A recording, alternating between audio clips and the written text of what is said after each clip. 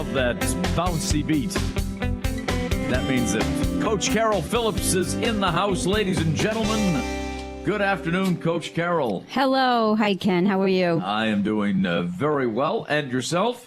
Very good. It's a beautiful day outside. Not bad. A little bit on the humid side, but that's okay. A little bit, that's yeah. all right. It's September, so we're going to put up with it because we know it's coming. We could use a little rain, though, is really what we could use. We could. A lot of those lawns are real brown these days. And the whole summer. And there's no rain in sight either. I mean, a slight chance, but nothing much. Yeah. You know? Yesterday we got a speck. That's it. Yeah. That's about it. But certainly we need a whole lot more. But I know that you have been one busy lady the past few weeks. I have. Yeah. John Clayton, in the last segment, we were chatting about you a little bit. And you were. You and John are going to be spending some time together, from what I understand. We are. I'm really excited. I wanted to give a shout out to the Greater Manchester Chamber of Commerce, which is such an awesome organization.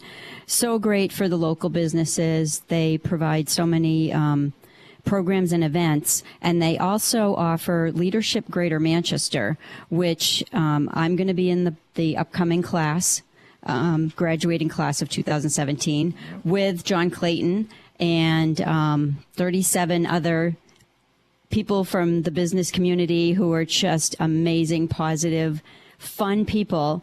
And it's kicking off next week. We're going to be away for a couple days getting to know each other. And so I just wanted to read a description from the website. Yeah, I'd like to know what it's all about. That describes the program. And why I wasn't invited. No. You can sneak in at the last minute, Ken. I'm sure you can. Just make a couple phone calls. Well, what's great about Leadership Greater Manchester, it's got a great reputation, but it's been around since 1986. So it's been around a long time. And the description is, this program strives to cultivate leadership resources within the Greater Manchester community by giving potential leaders a well-rounded, in-depth look at issues facing the region and the opportunities that exist to guide us into the future on solid ground. So we're going to be doing the orientation overnight next week. And then after that, for the next 9 months, it's one full day a month, and it's different areas of business, different hosting sites. And so you get to learn all different things about different areas of business and meet people in the community and, see opportunities to give back also. And I'm really excited about it. And certainly, the connections, the contacts you make, that's a very important aspect of it as well. Right. I hear over and over again that past graduates have stayed in touch with their classmates and people from the other graduating classes. And it's just going to be very exciting. So I'm really honored to be chosen to be in this year's class. And the people who run the whole show over there at the Chamber and for Leadership Greater Manchester are amazing. And obviously, you're talking about people involved in all walks of life. I know John is going to be hosting a day at the Millyard Museum, the Manchester Historic Association. So that'll be a great day. Yes. For sure. And Chief Willard of the Manchester Police Department is in on the group as well. He is. Yeah. He is. And typically they do a ride-along. Oh, yeah. Okay. So, yeah, it'll be fun. It will. So 39 people, huh? 39 people in the class. So a nice big group. And when I finally saw the roster for this year, I was really excited because there was a really nice mix of people that I knew just a little bit, people that I didn't know at all, and people that I had heard of and wanted to meet. Yeah. So, yeah, it's terrific. So how do you go about being invited to join something like this? Is it something you apply for, or is it just random, or how does it work? Yes, they have an application process every year. And so you apply and provide a letter of recommendation, and then they have an interview process, and then they choose the class. That is fabulous. They must have more than 39 applications. That would be my guess. They do. And, I encourage people, if you're in the business community here, to join the Chamber and apply for this program. I've been a member of the Chamber for almost, I think, 4 years now, and it's just wonderful. Yeah, it is a terrific organization, and that is reflected in the growth of this city. John and I, we're just talking about this last hour.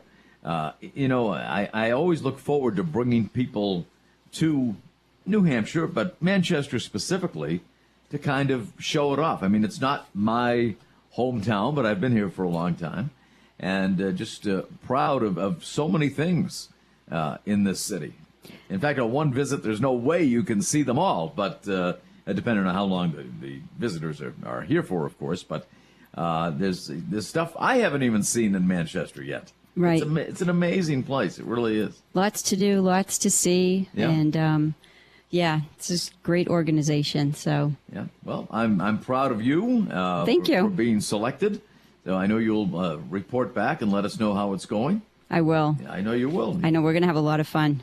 Yeah. Oh, I'm sure you are. And then on the serious side, the other thing I love about the chamber events is they deal with the serious issues in the city, all different areas. So you really are able to stay up to date with everything that's going on in the city, and even addressing, the heroin problem and trying to brainstorm solutions. Yeah. So, it's a positive thing for the community. It is. So congratulations to you and John and Chief Willard and all the other folks who are going to be participating in the Leadership Greater Manchester for 2016-17. Thank you. All right. So look forward to getting updates on that. And I know just because we're Facebook friends that and friends in real life, too, not just on Facebook, but that your grandson celebrated a birthday this week. Yes, he just turned 3. And it's just amazing how fast he's growing. I have a running joke with my son-in-law that, when my grandson was born, I said, you have one job. Don't let him grow. Keep him tiny. And it's just not working out. It ain't happening. I know. Yeah, but he's growing like a weed, and he's just full of positive energy. And this was the first year that he was like super, super excited about the gifts, because last year he kind of like, oh, okay, this is a cool thing. Yep. It's not just about the wrapping paper. Right. So, yeah, lots of fun. That is great. It's a great age. Mm-hmm. It really is. Yeah, it's very innocent and just fun watching them learn about the world. Yeah. Oh, no question about it. Yeah, no question. So, back to school last week for some, this week for others. And that's always a busy time of the year for people to kind of get back in the groove and, get into the more serious side of life, I guess, after summer. But so what does the start of school bring on in terms of health and fitness? Well, I wanted to focus today on the back to school challenges that parents face and kids, and all the juggling that goes on, and just getting people to think about taking care of themselves through this whole process, because things really can get crazy with the back to school shopping, and then figuring out the kids' schedules and what activities are they going to do. And, sometimes it can bring with it a lot of stress, a lot of chaos, some unhealthy eating, people running around as far as crazy schedules, but not getting enough physical exercise. True. So, I wanted to just touch on that a little bit, because I think sometimes people need to be reminded to just slow down and take a breath and make their calendar very sane and healthy. No, that is very true. And when it is extremely busy, you have a tendency not to eat very well. So what can you do? What are some of the suggestions you have? Because, there are all kinds of practices and games and after-school activities, and somebody has to be picked up at this school, somebody at another school, and parents are, as you said, doing a juggling act. So what can you do to kind of get the schedule in order a little bit? Well, some of the things you can do are work as a team. So whether you're grocery shopping together or planning the week, sit down, have, a certain time each week where you say, okay, let's look at the upcoming week. What do we have to schedule for this week? Who's doing what on what day, so that you're communicating, because that's going to reduce the stress. Going shopping together and talking to the kids about what's in those, prepackaged foods.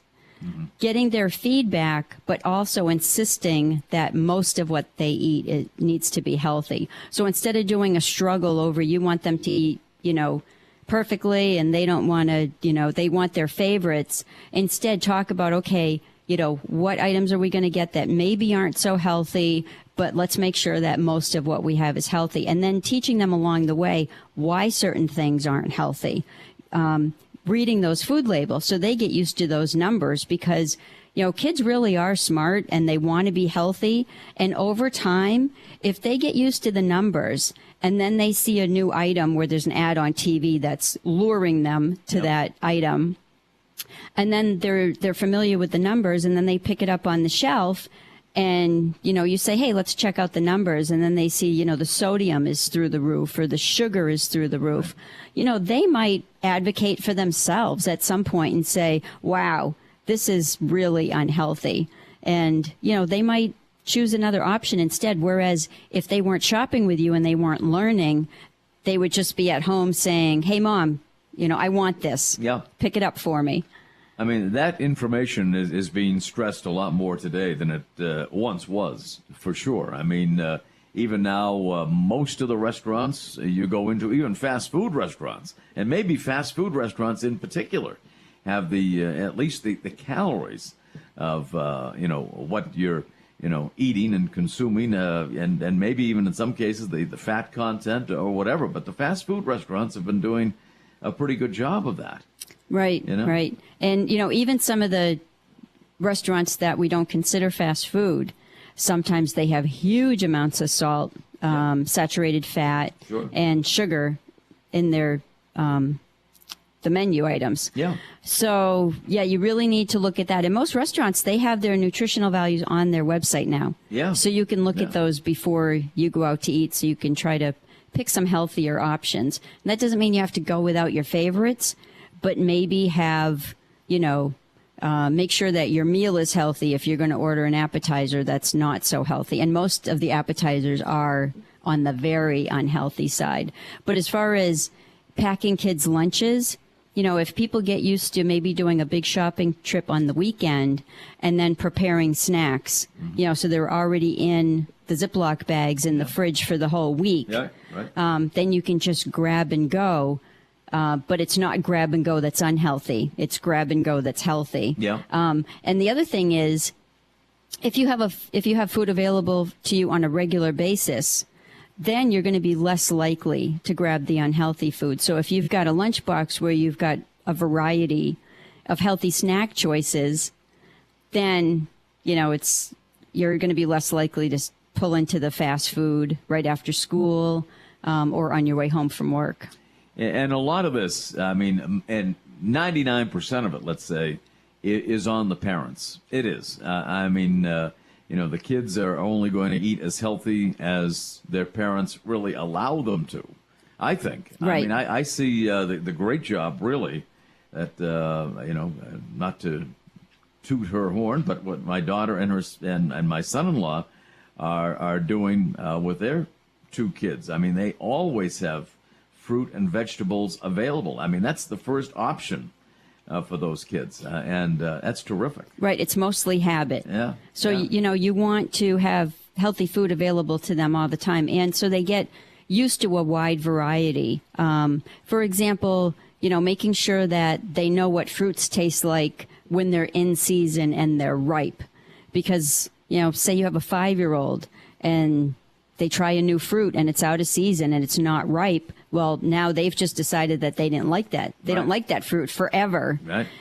Whereas if they had tried it when it was ripe and in season, then it's much more appealing. Right. That's an excellent point. Yep. And then reminding kids that taste buds change over the years, too. So something you didn't like a few years ago, maybe you'll like it now, or prepare it differently. Mm-hmm. Maybe the way you've prepared it or you grew up eating it doesn't appeal to them. So with the internet now, you can find a million different recipes and find all different ways to prepare foods. It is unlimited. But I know my granddaughter, who's just a little over 1, she loves berries, like any kind of berries. She just devours. She can't get enough. You have to take them away from her. Really. But that's the way she was brought up. Before she turns into a berry? Yeah, that's right. But I mean, that's the way she was brought up, and as well as my grandson. And because they always made, the fruit and vegetables very much available, like their first option, not candy, but fruit and vegetables. And I think, people of my generation or yours, or you've done very well. But, we were brought up more with junk, I think, than the kids today. I really believe that. Right. When I was growing up, we didn't realize how unhealthy a lot of the sugar was in the products, because then it was all about a hyper focus on the fat and calories being given a bad name. Yeah. And we need calories for our energy. So calories are bad when we're eating them, too many of them every day, so we're not burning them, or when we're eating food that has unhealthy ingredients. So if you're eating healthy food and you're not eating too much of it, well, that has calories too, and it's healthy calories. Yeah. Oh, absolutely. Absolutely. So some of the things you can do is, bring your kids shopping, and then, they can have, they can pick one item that maybe isn't so healthy and not eat it that often. So they feel like they're not having to go without. Right. But then they have to pick, 3 healthy items. Sure. So I'm a big believer in, not all or nothing. Moderation is the key. Yep. So, and preparing ahead of time, because that's the key. It's when we get really stressed out and we're running behind, we're tired at the end of the day and nothing's prepared. That's when it's too easy to go and grab something unhealthy. And, it's really too bad that there aren't drive-through restaurants that have healthy food options, because I don't think it's always so much that people want to eat unhealthy. That's what's convenient. Yeah. Yeah. So, if they were driving home from work and they were exhausted and there was fast food on one side of the road and a drive-through, restaurant that had some healthy options on the other side, I think a lot more people would be going that route, even if it did cost a little more. Yeah. And I think the fast food restaurants, the traditional fast food restaurants, are doing a better job of offering healthy alternatives. Most of them offer salads, which are pretty good. Now you're making a face at me. I am, because you have to be really careful, because they have, if you get the chicken salad, sometimes the chicken has a lot of salt in it. Okay. It has a lot of salt added, and then the dressings are loaded with salt and loaded with saturated fat. So what if you get a low-calorie dressing? Well, the thing that's tricky is you really have to read the label, because sometimes it'll say low calorie, but it actually still has high amounts of sugar and salt in it. Or it'll say low fat.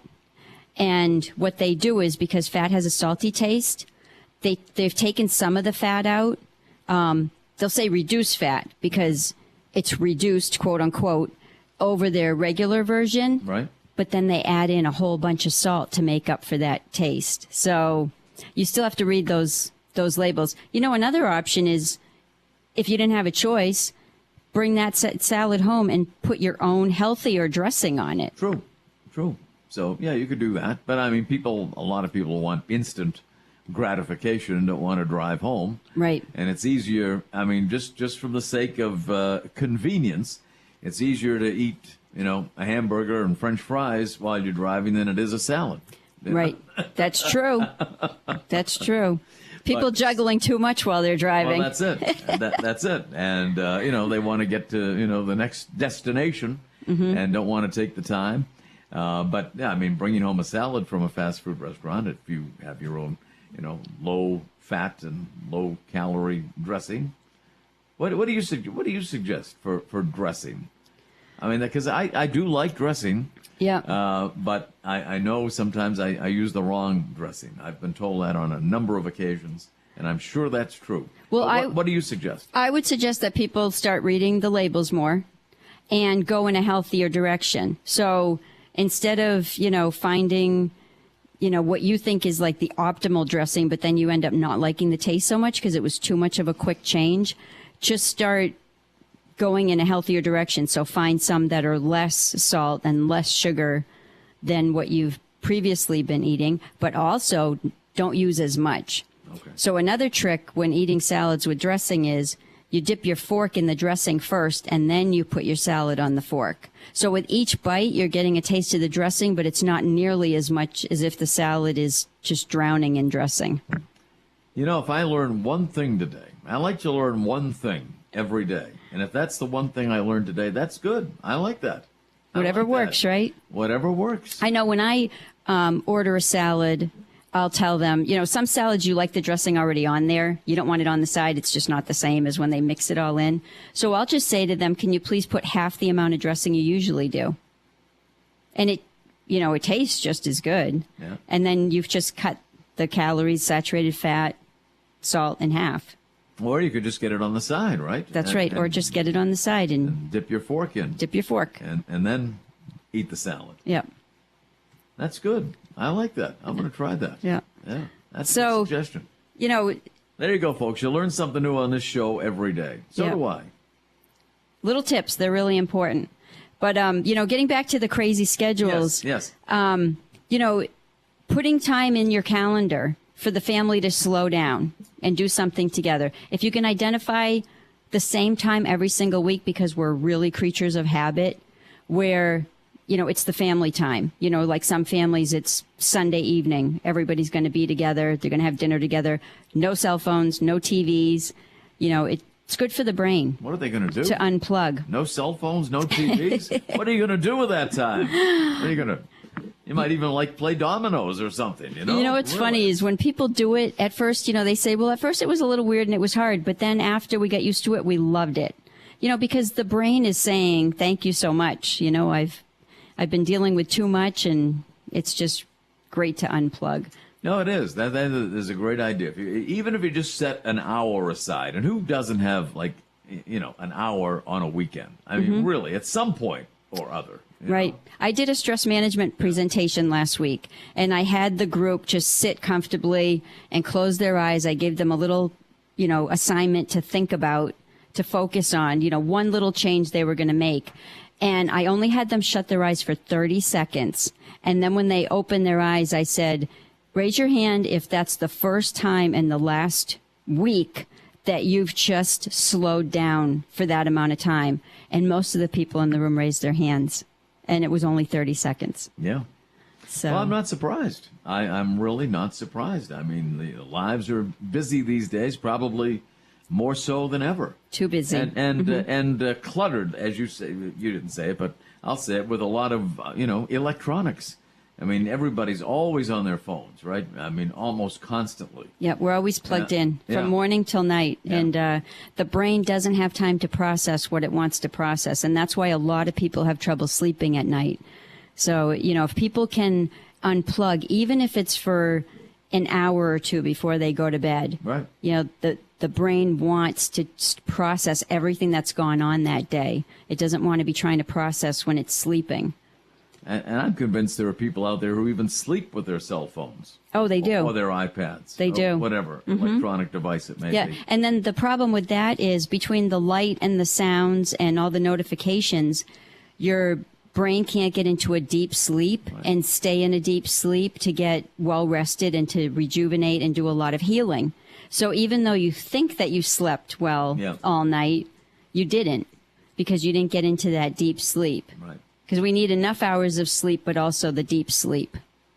So, I don't know if this is in your area of expertise, but I'm going to ask you anyway. If you have a dream, right? I mean, you can see it clearly, right? And know what's going on and really think you're living this dream that you're having. Does that necessarily mean you're in a deep sleep?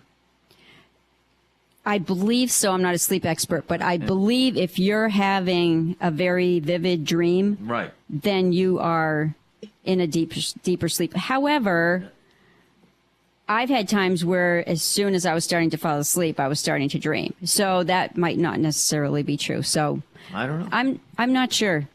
I'm not sure. Yeah. But what's not helpful is when you're having stressful dreams. That's true. That's true. Doesn't it seem unfair that you're sleeping and then you have a stressful dream? Yeah, it's counterproductive. It really is. It really is. And I've had them. It's usually something radio related. Like I was in a studio. I had a dream that I was in a studio last week doing a show I wasn't accustomed to doing, and I couldn't find anything. I couldn't find any of the commercials, any of the scripts, anything, nothing. And it didn't even have a microphone. I couldn't find the microphone. It was just, it was like you were totally lost. Yeah, I love when people analyze dreams. I don't know what that means. But, maybe you feel like part of your life just isn't organized right now, or something felt really off the day before. Got to be something. Got to be something. I know with me, if there's something that really unexpectedly bothers me during the day, and I just try to shut it out of my mind, I will have a nightmare about it that night. Really? So what I've learned to do is catch myself and take at least a few seconds to process it. Yeah. And then that night I won't have a nightmare about it. Well, that's good. Now at least you know how not to have a nightmare. That's right. About something you've been stressing about. That's right. Coach Carol Phillips is in the house, ladies and gentlemen. If you would like to get involved, if you have any tips, views, ideas, opinions, let us know. 1-866-823-1077 is our number. 3:33 is the time on this Thursday afternoon. I do want to remind you that tonight at 7 o'clock from WMUR TV, we'll be simulcasting the 2nd Congressional District Republican debate featuring Jack Flanagan and Jim Lawrence. 7 o'clock tonight, courtesy of our good friends at WMUR. And then after that, we'll join the pregame show. And I know, Carol, this excites you tonight. Opening night for the NFL season. It counts. There you go. Now it counts. It's crazy this year. A rematch of the Super Bowl last year. Denver will be hosting Carolina. So that'll be tonight right here on the Pulse. I understand it'll be on a major television network as well, but we don't like to talk about that. It'll be right here on 107.7 The Pulse, and that will be tonight, kickoff time around 8:30. Terrific. So you're going to last till the end of it? Absolutely. Okay, there you go. And I know you're excited about the Patriots. I am. Opening up on Sunday night. That's right. Isn't Tom's going to come visit us? He's got plenty some of time. extra time. He's got plenty of time. He can stay out of trouble here at the Beacon Building, or he can visit Manchester and check out all there is to see. So, what's going to be interesting this year is if the Patriots win, then we're going to hear, oh, they don't need Tom Brady. And then if the Patriots lose, it's going to be... I don't think you'll ever hear a Patriots fan say that we don't need Tom Brady. Oh, no, I don't mean the Patriots fans. Okay. I was talking about the non-fans. Oh, okay. I'll put it that way. How do you like Brady's new do, by the way? I thought it was a riot that it got so much attention. So, but it's Tom Brady. You know it's going to get attention. It's really hard for Tom Brady to not look fabulous. There you go. Enough said. 3:41 is the time on this muggy Thursday. And, of course, that music means Coach Carol Phillips. World-famous author of 52 Simple Ways to Health. You're around the world, award-winning. Just amazing. There is no end. You just pumped me right up, Ken. To your fame and recognition, and deservedly so. You're funny. Deservedly so. In fact, you're getting engagements and gigs all the time. Right? It's busy. Yeah. I've been busy. Well, that's good. In fact, that's a great segue. So this is really exciting. I'm partnering with LaBelle Winery in Amherst. Good people to partner with. Yes, they're terrific, and they have a beautiful, beautiful facility.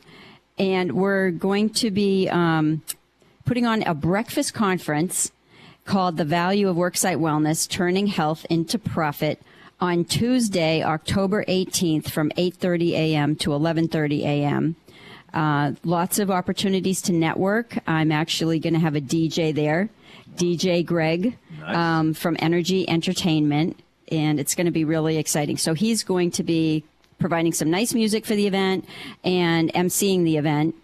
And so people can come, business owners, HR managers, any community business people want to come and learn how to reduce healthcare costs, reduce absenteeism, and increase profits, and have happier and healthier employees who love working for you. So that's going to be the focus of the event. It's going to be a lot of fun. The link to register for the event will be available sometime next week. Okay. On LaBelle's website. So more to come. Very good. So that is, again, on October 18th, you said? Tuesday, October 18th, Okay. 8:30 to 11:30 a.m. Outstanding. All right. Good times. Yeah, very And good. continental breakfast included. Nice. Very nice. Okay, so mark that date down on your calendar. You'll be able to register next week. Right. It'll be fun. All right, that is a great spot, too. Yeah. The LaBelle Winery. Oh, I've been just there beautiful. A few times, and yeah, absolutely. Very, very nice. So what else is happening, Coach Carol? Well, getting back to the topic on, parents juggling and kids back to school and kids off to college, I spoke to several people in the last few weeks who were sudden empty nesters and dealing with all the kids being gone. But for those kids who are still at home, and back in school, one of the things parents struggle with and causes a lot of stress are them being involved in so many different activities and all the shuttling involved and the crazy schedules. I remember when my son joined Little League, I think he was in first grade. Mm-hmm. He came home with this schedule, and you could have knocked me over with a feather. I had no idea. I had no idea how crazy these schedules were. I thought I was looking at a high school, baseball player's schedule. So they do require a lot of time. So one trick that I did, or that I can, tip that I can share, is when my kids were young, what I would typically do is say to them, I want you to pick 2 extracurricular activities. One needs to be physical. So there needs to be one where you're getting exercise while you're doing it. But then, sometimes you don't want them doing too many things, because some kids want to do so many things, but then actually living out that schedule ends up being too much on top of their schoolwork. So, people need downtime. No, there's no question about it. So you pick 2 things, one physical and one perhaps mentally challenging. Right. Or artistic. Yeah. Right. Exactly. So, find out what kids are passionate about. Yeah, and I think there is a tendency, maybe today more than years ago, to just have too much on the plate. Right. And if you can pick one, and if the seasons are different, that's all the better, right? Right. Well, I remember when my children were born, it was the era of, we have to get these kids on the wait list for the best preschool in the country, and we have to teach them everything yesterday, and we have to start getting them ready for college as soon as they're out of diapers. And the expectations got to be so ridiculous, and people's stress went through the roof. And then, of course, it sets up a lot of competition instead of people having, more positive, supportive attitudes toward each other. So getting back to a good balance is the key. That is very important. Balance in your life, moderation in your food consumption. Right. Keep the body moving. And keep it moving. Right. Bodies are meant to be in motion. Right. And you know what really surprised me when I started working with individual health coaching clients was, I didn't do sports in school. I grew up, dancing and I did gymnastics. Oh, that's active. Yeah. Yeah. So I wasn't really familiar with all the organized sports. Right. And I was thinking that if people typically did sports in high school, then they went on to do them in college. And then I started hearing from a lot of people that college was the beginning of the end of them exercising on a regular basis and taking care of themselves. Well, of course, we know that a lot of times people go to college, then they start not eating as healthy, starting to drink, whatever. Yeah. But I, wasn't tying in the exercise part. And they said, yep, that, I did sports all the way through high school, and then it stopped. And then when you think about it, of course, now you've got this college where there's, how many thousands of students, and there's only so many sports opportunities. Right. So, if people can focus on finding things that they love to do that just happen to be, physically active, that's the way to go. Yeah, really. Most athletes' careers end at high school. Most, unless they're on a club team or something at a college, but it really is, the elite athletes really who play at the collegiate level for the most part. Right. So students who do sports, they also need to have some time outside of sports where they're doing something physical, so that when the sports end, exercise is still a part of their daily routine. There you go. With the sports ends, square dancing begins. Really? It's good exercise. Oh, my God. I just had a flashback of junior high school where you had to do that. Every year they did that little segment of the square dancing. Sure, I remember it well. Do-si-do and promenade around the gym and everything. Yeah. And then, there were certain boys where you were hoping to be able to hold their hand, and then others where you didn't want to. Exactly. I felt the same way about some girls, too. I just didn't want to hold hands with any boys. That's all. We don't get off topic, do we? 3:53 is the time. Noted author, all-round neat dresser, swell dancer, loves kids, cats, and dogs. Cail Phillips is here. And Cail, let's just put the finishing touches on our topic du jour. Yes. So just to remind people that, exercise with your kids. Find fun things to do, go kayaking, go hiking. New Hampshire's a beautiful state. It is. And, that's such important bonding time. Just force life to slow down because, life's not going to slow down for you. You have to just schedule it into your calendar. Just unplug, get away, and have that special time with your kids because, man, you blink and they grow up. So, Ain't that the truth? Balance is everything. You're absolutely correct. Insightful as always. Now, you'll be back with us on September the 22nd, which is another Thursday. Right. Two Thursdays from today, as a matter of fact. 2 weeks from today, exactly. Yeah. That's our word of the day, by the way. Yeah, exactly.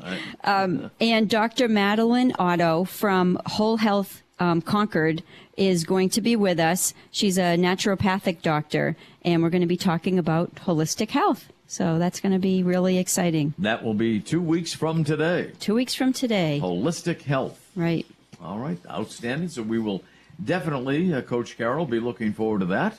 And always look forward to seeing you. Always brighten up the show. Thank you. And same to you. And I am going to, from now on, when I have a salad at a restaurant, and I do once in a while I do, believe it or not, I will order the dressing on the side. And I'm going to dip my fork there you go. in that Nice. dressing and then in the salad. Nice. That's the piece of, learning information that I've garnered today. And that's the trick. It's the fork, not the spoon. Right. Not the ladle. So our closing quote for today is, taking care of yourself is part of taking care of your kids. Without question. Great seeing you, Ken. Cail, always a pleasure. Great to have you with us.